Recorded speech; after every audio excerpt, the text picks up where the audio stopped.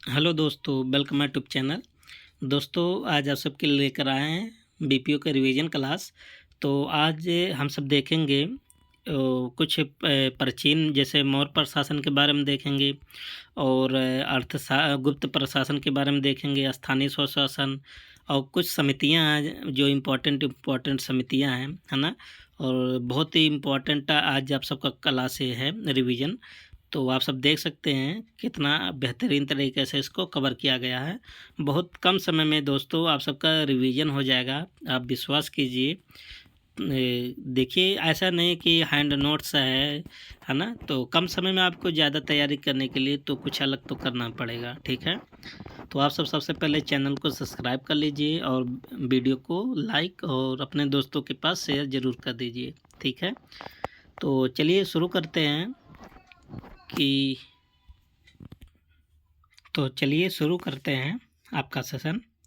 तो देखिए, सबसे पहले मौर्य काल के जो शासन काल है उसको विभाजन कहते हैं ना। तो सबसे बड़ा मौर्य काल में क्या होता था? केंद्र, है ना, जिसका प्रमुख कौन होता था? राजा होता था। और केंद्र से छोटा क्या होता था? प्रांत। और प्रांत का जो अधिकारी होता था ना, उसे कुमार या आर्यपुत्र कहते थे। और जो ये पद होता था कुमार और आर्यपुत्र का, वो वंशानुगत होता था, मतलब वंश से ये सब सेलेक्ट होते थे। और प्रांत से छोटा क्या होता था? मंडल, है ना, जिसको प्रादेष्टा या प्रादेशिक कहलाता था, ठीक। और मंडल से जो छोटा होता था ना, उसे आहार बोलते थे या विषय, जिसका जो प्रमुख होता था विषयपति होता था या राजुक होता था। देखिए, राजुक शब्द आपको मिलेगा ना, जो जिलाधिकारी होता था राजुक, ठीक है। और आहार से छोटा या विशेष छोटा क्या होता था? स्थानीय। और स्थानीय कितने गांव का समूह होता था? 800 गांव का। और स्थानीय से छोटा होता था द्रोणमुख। और द्रोणमुख कितने गांव का समूह होता था? 400 गांव का। और द्रोणमुख से छोटा होता था खरवाटिक। खरवाटिक होता था 200 गांव का समूह। और खरवाटिक से छोटा होता था संग्राहक। यह 10 या 10 से ज़्यादा, मतलब 10 से 20 गांव का समूह होता था, ठीक है। और स्थानिक और संग्राहक के बीच एक कर्मचारी था, है ना। कौन? गोप। गोप नामक कर्मचारी की नियुक्त होती थी, है ना, जो कर को मतलब इकट्ठा करता था, ठीक है। और देख लीजिए, संग्राहक से छोटा क्या होता था? ग्राम, जिसका मुखिया कौन होता था? ग्रामणी। तो सबसे ज़्यादा इम्पोर्टेंट यही है। तो मौर्य काल में ग्रामीण शासन की सबसे छोटी इकाई क्या थी? ग्राम। और ग्राम के मुखिया क्या बोला जाता था? ग्रामणी। आगे क्या है? जिला और ग्राम, है ना। अभी आपको बताया है जिला और ग्राम के जो बीच अधिकारी का जिक्र मिलता था, एक गोप, एक स्थानिक, ठीक है। बहुत इम्पोर्टेंट है। मौर्य काल की बात कर रहे हैं। तो स्थानिक का काम क्या होता था? गांव से भू राजस्व कर को इकट्ठा करता था, ठीक है। और गोप का काम क्या होता था? लेखन का काम करता था, मतलब जो लिखा पढ़ी का काम होता था कौन करता था? गोप, ठीक। और अगर दोनों के कामों के अगर कंपेयर करेंगे ना, तो स्थानिक ज़्यादा इम्पोर्टेंट था, ठीक है। क्योंकि आप देखिए तो गांव से क्या करता था? कर को इकट्ठा करता था, ठीक है। स्थानिक की स्थिति देखिए गोप की अपेक्षा महत्वपूर्ण थी, ठीक है, बहुत इम्पोर्टेंट है। आगे देखिए क्या है, अर्थशास्त्र के अनुसार विवादों को निर्णय करने के लिए चार कानून के चार अंग थे। अर्थशास्त्र में कहा कि अगर कोई वाद विवाद हो जाए ना प्रशासन में, तो उसके लिए कितने कानून के अंग थे? चार। किसके आधार पर निर्णय लेते थे? चार अंग के आधार पर। कौन कौन से चारों हैं? धर्म के आधार पर, व्यवहार के आधार पर, चरित्र के आधार पर और राज शासन के आधार पर। इन्हीं सबको मिला के क्या बोला जाता था? चतुर्थ पद कानून बोला जाता था। ध्यान देना सब, ठीक है। और देख लेते थे इन चारों का मतलब क्या, धर्म का मतलब क्या है, व्यवहार का मतलब क्या, चरित्र का क्या है और शासन, है ना। जो धर्म के आधार पर होता था ना, सार्वभौमिक कानून होता था, मतलब सभी के लिए होता था। और व्यवहार के आधार पर कैसे लिया जाता था? मतलब पुराने निर्णय के आधार पर इसमें लिया जाता है, मतलब जैसे पुराने निर्णय ले लिया गया हो उसी के बेस पर मतलब निर्णय देना, ठीक है। और चरित्र क्या था? गांव के अपने रीति रिवाज जो थे, परंपरा थे, उसके आधार पर निर्णय लिया जाता था, ठीक। और राज शासन मतलब राजा का शासन, राजा उसमें इन्वॉल्व होता था, ठीक है। तो आप सब देख सकते हैं जो मौर्य प्रशासन है अच्छे से यहाँ पर एक्सप्लेन, फुल डिटेल में एक्सप्लेन किया गया है। ठीक, गुप्त प्रांत, गुप्त प्रांत में देख लेते हैं। ठीक, प्रांतीय प्रशासन। ठीक है, गुप्त साम्राज्य अनेक प्रांतों में बटा होता था जिसे अवनी या देश या भुक्त कहा जाता था। ध्यान देना, तो प्रांतों को क्या बोला जाता था? अवनी, देश या भुक्त, है ना। जिसका प्रमुख कौन होता था? औपरिक होता था, और ये कहाँ से होता था? राजवंश से होता था। ठीक है, और गुप्त काल में सीमांत प्रांतों के शासक को गोप्ता कहा जाता था। गुप्त काल में सीमांत प्रांतों के राजा को या शासक को क्या बोला जाता था? गोप्ता। और स्थानीय स्वशासन की बात कर लें इसमें ना, तो सबसे बड़ा कौन होता था? जिला, विषय होता था। विषय को क्या बोला जाता? जिला। विषय के बाद क्या होता था? बीथी। बीथी क्या होती थी? तहसील। और बीथी के बाद क्या होता था? पेठ। पेठ क्या होता था? गांव से बड़ी संस्था थी। और पेठ के बाद क्या होता था? ग्राम, जो ग्रामिक और ग्रामपति इसका प्रमुख होता था। ठीक है, आगे देखिए क्या है कि ग्राम सभा के अधिकारी, जो ग्राम सभा के अधिकारी होते थे ना, उसको महतर बोला जाता था या अष्टकुलाधिकारी बोला जाता था। ठीक है, या तलवारक या कुटुबिलिन बोला जाता था। ठीक, और ये सब का काम क्या होता था? सब ग्रामिक के मतलब सहायक होते थे, मतलब सहायता करते थे। आगे क्या है कि नगर प्रशासक, और गुप्त काल में नगर का जो प्रशासक होता था उसको पुरपाल बोला जाता था। बहुत इम्पोर्टेंट है, आपसे पूछा जाएगा। अब देखिए, विजयनगर साम्राज्य में ना अयंगार व्यवस्था प्रसिद्ध थी ग्रामीण प्रशासन के लिए। और अयंगार जो व्यवस्था का जो विशेषता था ना, इसमें क्या था? गांव के स्वतंत्र इकाई के रूप में गठन होता था। ठीक है, इस पर शासन के लिए 12 व्यक्तियों की नियुक्त की जाती थी अयंगार व्यवस्था में। और देख लेते थे कि इसका जो पद होता था ना, वंशानुगत होता था, और अपने पदों को ये बेच भी सकते थे या गिरवी रख सकते थे। ध्यान देना, बहुत इम्पोर्टेंट है। और इनको वेतन के बदले लगान मुक्त भूमि दी जाती थी, मतलब वेतन नगद नहीं दिया जाता था, उसके बदले क्या दिया जाता था? अयंगारों को लगान मुक्त भूमि। ठीक है, आगे देखिए अशोक मेहता समिति, इसका गठन कब हुआ था? दिसंबर 1977 में। इसमें कुल 13 सदस्य थे और कुल कितनी सिफारिश दिए थे? 132 सिफारिश। और किसके द्वारा गठन हुआ था? जनता पार्टी सरकार द्वारा। इसने अपनी रिपोर्ट कब दिया था? 1978 में। और कुल कितने सिफारिश दिए थे? 132 सिफारिश। ठीक है, और इसका जो पहला सिफारिश था ना, पहला सिफारिश कर सकते हैं इम्पोर्टेंट सिफारिश की, 2 स्तरीय पंचायत की इन्होंने सिफारिश किया था। एक तो जिला परिषद का बात किया था, एक तो मंडल पंचायत की। और जिला परिषद इन्होंने कहा था एकदम टॉप पर होगा, एकदम ऊपर, और जिला परिषद से नीचे क्या होगा? मंडल पंचायत, है ना। और मंडल पंचायत का जो गठन का इन्होंने बात किया था 15 से 20 हज़ार की जनसंख्या पर, जिसमें लगभग 10 से 15 गांव शामिल होते थे। ठीक है, और जिला प्रशासन प्रथम बिंदु होना चाहिए इन्होंने कहा था। और जिला परिषद कार्यकारी निकाय होना चाहिए। और चुनाव कितने साल में होना चाहिए? 4 साल में होना चाहिए।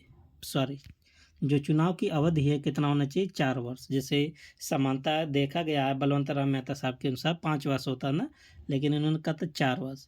और राजनीतिक पार्टी की भागीदारी होनी चाहिए। इन्होंने कहा था जो राजनीतिक पार्टियां हैं ना, इन सब बीच चुनाव में खुलकर भागीदारी इनका भी होना चाहिए।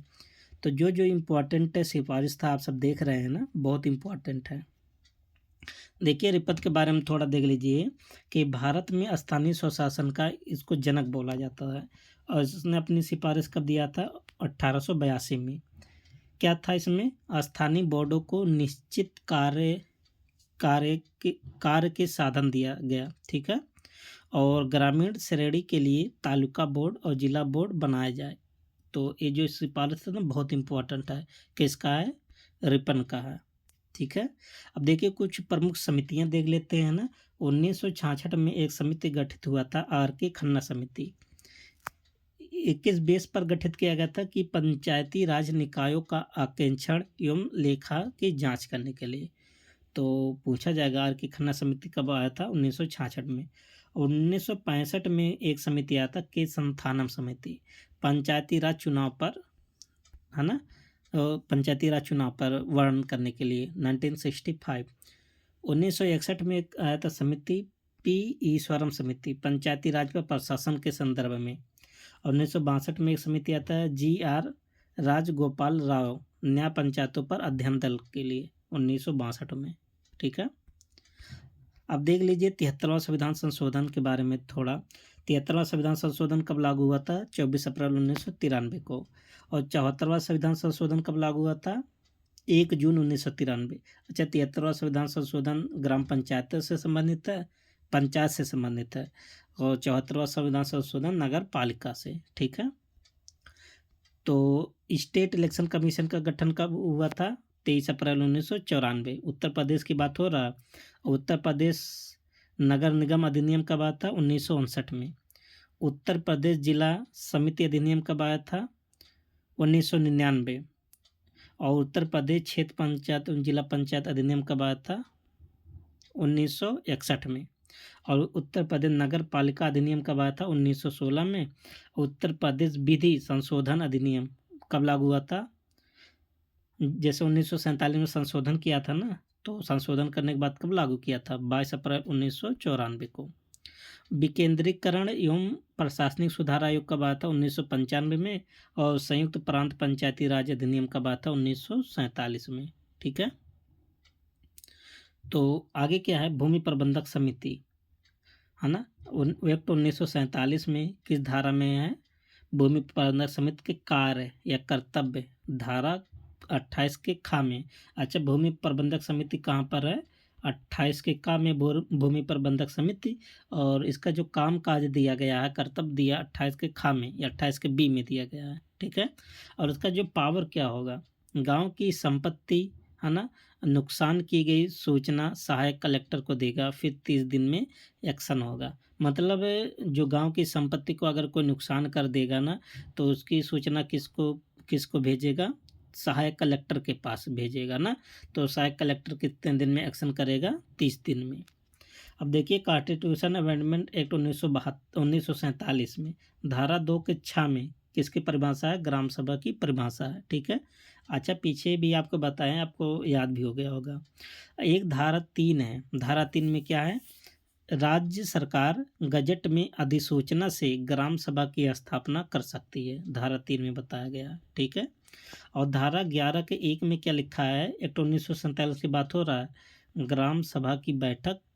ठीक है, तो कितनी कुल एक वर्ष में कुल कितनी बैठक होती हैं? 2 बैठक, एक तो रबी फसल के कटने के बाद, एक तो खरीफ की फसल कटने के बाद। तो ग्राम सभा की 2 बैठक। तो बैठक के जो सूचना है ना, कितने दिन पहले दी जाती है? 15 दिन पहले। ठीक है, और प्रधान किसी भी समय असाधारण या साधारण बैठक बुलाएगा। ठीक है, अच्छा, 1-2 बैठक होती है तो साधारण बैठक मतलब साल भर में 2 बार तो कम से कम होना चाहिए। असाधारण का मतलब जैसे अगर कोई मांग कर लिया कि हाँ प्रधान जी बैठक बुलाना चाहिए, काम है किसी विशेष अवसर पर, तो बैठक बुलाएगा। अब देख लेते हैं यहाँ पर, जैसे ग्राम सभा के सदस्य, अगर ग्राम सभा के 1/5 सदस्य कह सकते 20% सदस्य लिखित रूप से प्रधान से डिमांड करते हैं, तो प्रधान जो है 30 दिन के अंदर बैठक बुलाएगा। ठीक है, मान लेते हैं अगर प्रधान बैठक नहीं बुलाता तो DPRO कितने दिन के अंदर बैठक बुलाएगा? 60 दिन के अंदर। ओके, तो देखिए एक्ट 1947, ग्राम पंचायत में कुल कितनी समितियां हैं? 4 समिति। कौन कौन सी? अस्थायी समिति, संयुक्त समिति, भूमि प्रबंधक समिति और अन्य विभागों द्वारा गठित समिति। बहुत इंपॉर्टेंट है। तो इसमें से अस्थायी समिति की अगर हम बात करें तो अस्थायी समितियां कुल कितनी होती हैं? 6 अस्थायी समितियां। किस धारा में है? एक्ट 1947 के धारा 29 में है। और इसमें कुल कितनी समिति हैं? 6 समिति हैं। और कुल कितने सदस्य इसमें होते हैं? 7 सदस्य। एक तो सभापति होता है, एक तो 6 सदस्य होते हैं। और जो 6 सदस्य होते हैं ना, उसमें एक SC ST होगा, उसमें महिला होगा ना। प्रधान इसमें 3 समितियों का सभापति होता है, जिससे टोटल 6 समितियां होती हैं। 6 समितियों में से 3 समितियों का मालिक कौन होता है या सभापति कौन होता है? प्रधान। कौन कौन सा होता है? शिक्षा समिति, प्रशासनिक समिति और नियोजन एवं विकास समिति। इन तीनों समितियों का सभापति कौन होता है? प्रधान। ठीक, एनपीएस के नाम से याद कर लेना। और बाकी जो 3 समिति बच रहा है उसका कोई भी सदस्य सभापति बन सकता है, ठीक है। सभी सदस्य ग्राम पंचायत से होंगे, है ना, और जिसमें एक ओबीसी होगा, एक एसटी होगा, एक एससी या एसटी होगा, एक ओबीसी होगा और एक क्या होगा, महिला होगा। अब एक्ट 1961 की बात कर लेते हैं ना, जो क्षेत्र पंचायत एवं जिला पंचायत राज अधिनियम है। इसमें एक धारा 7 के का इसमें क्या बताया गया है कि क्षेत्र पंचायत के प्रमुख के पद पर एससी, एसटी और ओबीसी के लिए आरक्षित होगा। बहुत इंपॉर्टेंट है ना। जो क्षेत्र पंचायत के प्रमुख होता है ना, प्रमुख के पद पर आरक्षण का जिक्र होता है। और एक्ट 1961-19 के काम में क्या लिखा है कि जिला पंचायत के अध्यक्ष के पद पर एससी, एसटी, ओबीसी का आरक्षण, ध्यान देना। 7 के काम में प्रमुख के बारे में आरक्षण, प्रमुख के पद पर आरक्षण, और 19 के काम में अध्यक्ष के पद पर आरक्षण, ठीक है। देखिए तीनों एक ही जगह है। और 11 के काम में प्रधान के पद पर आरक्षण, एससी, एसटी, ओबीसी का। देखिए तीनों चीज़ आप एक साथ देख लिए हैं, आरक्षण मतलब पद पर आरक्षण। अब देखिए गांव समाज की स्थापना 1 जुलाई 1952 को जमींदारी समाप्त हुई और उत्तर प्रदेश जमींदारी एवं भूमि विनाश अधिनियम आया था, ठीक है। और गांव समाज क्या हुआ, जो गांव समाज है ना, जो कार्यकारिणी इकाई है, समिति, कौन, भूमि प्रबंधक समिति गांव समाज की। एक्ट 1947 की बात करें, एक था गांव समाज पहले था, एक तो था गांव पंचायत। जो गांव पंचायत थी ना, वो कार्यकारी इकाई थी गांव समाज। और जमींदारी एक्ट की बात करें तो गांव समाज था, एक भूमि प्रबंधक समिति था। इसमें कौन कार्यकारी इकाई था, भूमि प्रबंधक समिति था गांव समाज की, ठीक। एक्ट 1961 के द्वारा गांव समाज को समाप्त कर देगा, बहुत इंपॉर्टेंट है। भूमि प्रबंधक समिति को एक्ट 1947 के अंतर्गत लाया गया। वर्तमान में गांव में 3 संस्था बची है कौन सी है, जिसकी स्थापना का प्रावधान 1947 के अंतर्गत किया गया है। और 3 संस्था देखिए, एक तो था गांव समाज जो कार्यकारिणी इकाई था गांव पंचायत था, ठीक है। विशेष कार्यकारिणी कौन होता था, भूमि प्रबंधक समिति होता था। अच्छा, जो 3 संस्था थी, कौन वर्तमान समय 3 संस्था कौन कौन सा है, जैसे ग्राम पंचायत हो गया ना, भूमि प्रबंधक समिति हो गया, ग्राम सभा हो गया ना, ये तीनों है। आगे देखिए इम्पोर्टेंट योजना जवाहर रोजगार योजना है ना, 1 अप्रैल 1989 को आया था, ठीक है। कब आता, 7वीं पंचवर्षीय योजना में आया था, है ना। और जो जवाहर रोजगार योजना ना, इसमें 2 योजनाओं को मिला दिया गया था, यही दोनों है, राष्ट्रीय ग्रामीण रोजगार योजना और राष्ट्रीय ग्रामीण भूमिहीन रोजगार गारंटी कार्यक्रम। इन दोनों योजनाओं को मिला करके JRY बनाया गया, जवाहर रोजगार योजना, ठीक। और सबसे जो बड़ी बात है ना, ग्राम पंचायत कार्यान्वयन करती है, तो जवाहर रोजगार योजना को कौन देखती है, ग्राम पंचायत। आगे क्या है, एक आर्टिकल 243 के एफ में क्या है, सदस्यता के लिए योग्यता है ना। और एफ के 1 के का में क्या बोला गया है कि कोई सदस्य पंचायत का सदस्य चुने जाने या होने के लिए अयोग्य होगा, है ना। तो देखिए किस धारा में है, 243 एफ के 1 के ए में। और कब अयोग्य होगा, अगर वह राज्य विधानमंडल द्वारा अयोग्य घोषित किया गया हो तब भी वह अयोग्य होगा, या 21 वर्ष की आयु होने पर योग्य होगा। मतलब जो आप इलेक्शन लड़ सकते हो ना, कितनी एज में लड़ सकते हो, 21 वर्ष की, ठीक है। तो दोस्तों बस इतना ही, अब मिलते हैं नेक्स्ट वीडियो में। आप सब वीडियो को शेयर ज़रूर कीजिए और मिलते हैं नेक्स्ट वीडियो में। तब तक के लिए best of luck, thank you and take care.